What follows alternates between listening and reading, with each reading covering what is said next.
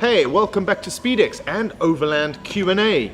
We've got 3 exciting questions this week regarding tires. Now, this is a spin-off of the last question that I had regarding the KM3 tires, and we've got a couple more of them. So I've taken the 3 best questions and we're going to answer them for you this week. All right, let's kick off with the first question. Quite a long question, so bear with me. This is from Maximus2. Hello, and first of all, thank you for the videos you make for all of us. Mate, appreciate it. I really appreciate it. Thanks for watching. I have a question. I've always been a BFG guy for the wife's SUVs, my trucks, and the daughter's cars. That's awesome, mate. That's really, really great. I have been running BFG all-terrains for a long time. Since they went to the KM2, I really did not like the look. Okay. And I've fallen in love with the KO2s. That's understandable. Keeps on saying over here, you can actually use them in any weather, and with rotation I've got more than 75,000 kilometers on them. I rotate every 5,000 kilometers. Well, that's good practice, mate. Over 75,000 kilometers on those tires. You know, I've known of people that have stretched it a lot longer than that, but 75,000 kilometers, I don't know what terrain you're using them on all the time, but that is a great advert for the guys at BFG. Thank you. I'm very excited about the new mud terrain, mate. They're awesome. Is it really as good as people say, and would a change after 10 years really be advised, or should I stick with all-terrains? Well, Maximus 2, thank you for the question, and I'm happy to see that the entire family uses BFG. That's a great plug for them, mate. Right, so just reading into the question, I'm going to make a couple assumptions over here. For the wife's SUV, stick to KO2s. I can imagine that she's doing a lot more on-road work than off-road work, unless you're obviously living on a farm and you've got 10, 15, 20 kilometers per day that you're on gravel. But for the SUV that you'd be using for longer trips, stick to the all-terrain. The mud terrains in an SUV will be extremely noisy. With regards to your daughter's trucks or your daughter's vehicles, again, the KO2 is a lot more flexible, running all different types of terrains. For yourself, the KM3, as I've mentioned before, is an off-road tire. It looks extremely good on your truck. It's very aggressive. It's a lot softer than the KM2s used to be, so your road noise is a lot less. However, you are never going to get 75,000 kilometers out of these tires. So if you're doing a lot of travel, stick to the all-terrain. If you're using your truck for a lot of off-roading, the KM3 is the way to go. It is an unbelievable off-road tire.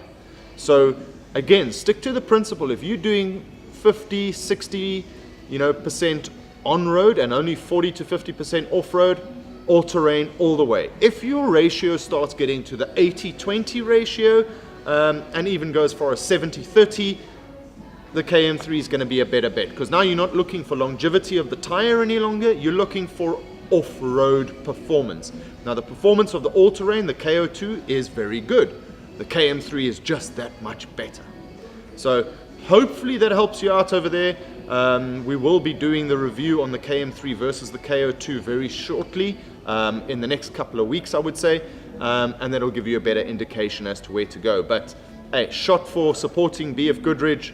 As far as I'm concerned, as you all know, they do sponsor me, but I wouldn't change my tires even if they did not sponsor me.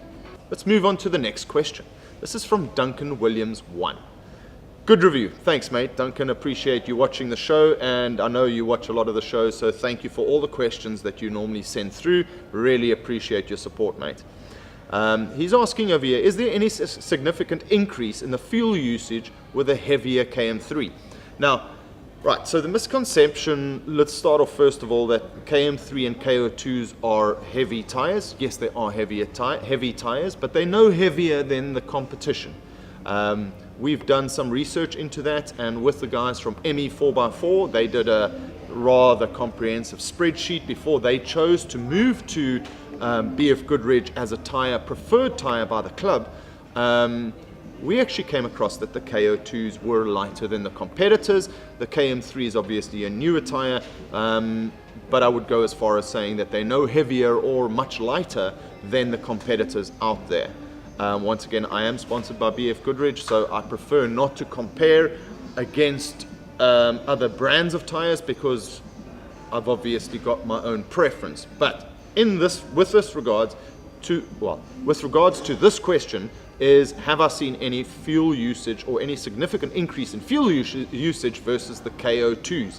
Now, I first of all ran 305 KOs on my truck, and then moved to KO2s with the 285s and back to 305s with the KM3s. Now, the significant fuel increase, no, it's very small percentage and less than a percent, really. You've got to understand that my truck is heavily loaded and obviously has the aerodynamics of a brick. So fuel usage, my truck is extremely heavy on fuel. Have I seen an increase? Not really.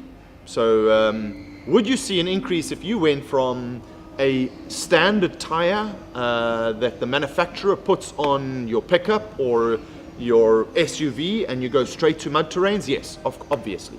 Would you see a significant increase going from an all-terrain tire to a mud terrain tire? It's very slight, unless of course you go with a much wider tire. If you're going from 265s to 305s, or in inches, if you go from a 30 or a 32-inch tire to a 35 or even bigger, yes, you're going to see fuel increase. It doesn't matter what type of tire you're putting on, whether it be all-terrain or whether it be mud terrain. Hope that answers your question somewhat, but personally, I have not seen much increase at all. Right, so before we move on to the last question, let's roll the intro for SpeedX Tip of the Week.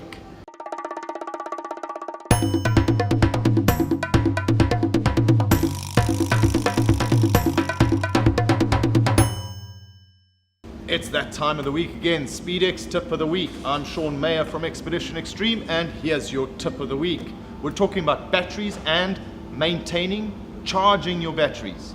First of all, have a look at what size battery you have in your vehicle, whether it be your cranking battery or your auxiliary batteries running your accessories. Now, the rule of thumb, if your battery was a 50 amp hour battery, make sure that your charger puts in nothing less than 10% of that. For example, I have a 3 amp charger over here. This will not be sufficient for a 50 amp hour battery. It will charge it, but it will take that much longer. Rule of thumb, stick to 10%, have a 5 amp charger to charge a 50 amp hour battery. Also important, have a look at the charging system. This has a maintainer on there. So if you were leaving your vehicle for a long period of time and you wanted to keep your batteries going, it is a good idea to keep a maintainer on that battery. Don't just leave your standard chargers on there. You will destroy your batteries. So I hope that tip helped you out this week, and we'll catch you on the next trip.